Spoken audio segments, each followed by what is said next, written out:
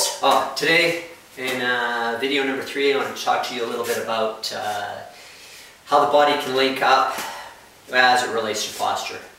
So yeah, the first in the video series we talked about posture and how remaining somewhat aligned is going to allow our muscles to perhaps activate just a little bit more than if we're leaned up against ourselves.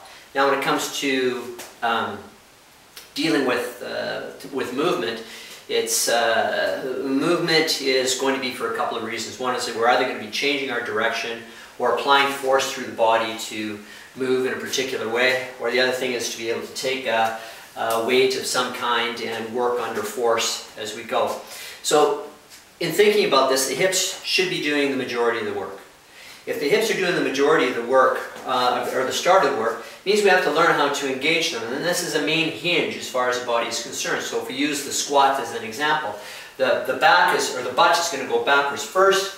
We make a squat down from there, okay, and we close the hinge up or open it up completely, however, whichever way you want to look at it, okay, by squeezing the butt, bringing the hips forward, contracting quads, bringing the knees up. So this is a main part. Now we're driving force into other areas of the body, so we want to make sure that the spine is going to be still in a neutral position, and then we have the head somewhat aligned in order to do this. So the core needs to work in order to support the cylinder.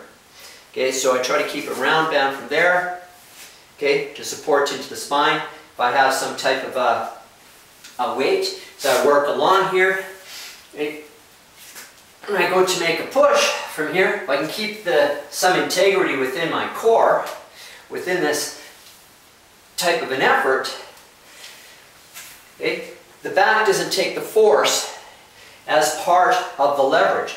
The back is only supporting the upper body or supporting the weight up over top of the hips. This is key, fundamental. Shoulders relates to pushing and so on. If I can turn my elbow pit upwards just a little bit, this is going to bring the shoulder closer to the back, and it's going to allow the back to be somewhat engaged in any pushing type activities. So again, with the head being involved and aligned with the tailbone in any pushing type exercise, this is alignment, versus letting my head drop down and just working with inside my shoulder girdle like so, which many do in a push-up. So these are the two key main hinging joints, shoulders and the hips. Knees and elbows are of course quite supported. There's a lot more muscle around the knee than there is around the elbows, of course, but these provide effort towards the movement and or support in working under force.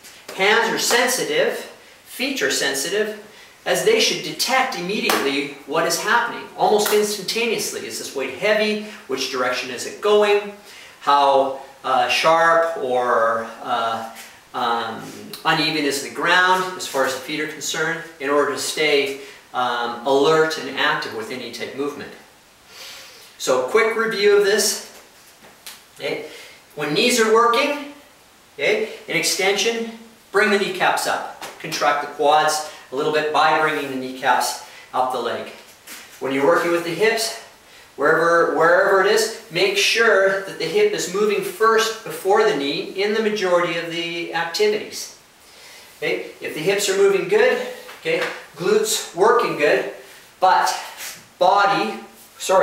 core area is working to stay neutral.